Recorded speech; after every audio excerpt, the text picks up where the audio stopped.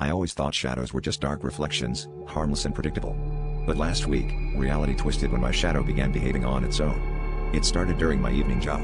I noticed the silhouette beneath me elongating unnaturally, stretching across the pavement, even bending around corners before I turned. It was subtle at first, so much so that I questioned my sanity.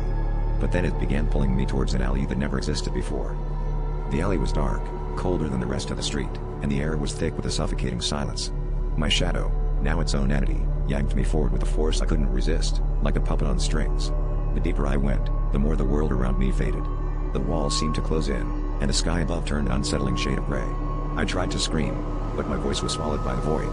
As I stumbled forward, I noticed strange symbols etched into the brickwork, glowing faintly, and they seemed to whisper secrets in a language I couldn't comprehend. I found myself in an impossible place, a vast, empty landscape that stretched far beyond the confines of the alley.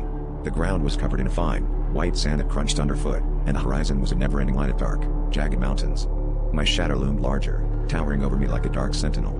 It pointed towards a distant structure, an ancient-looking monolith that pulsed with a sickly green light. My heart pounded as I realized it was calling me towards it, promising answers or perhaps a final end.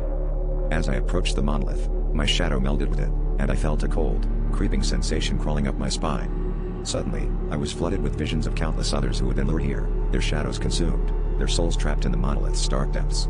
I understood then that my shadow was never mine. It was a vessel seeking its return to a world beyond our own. The last thing I remember was the chilling sensation of being pulled into the monolith, my consciousness fading as I became one with the darkness.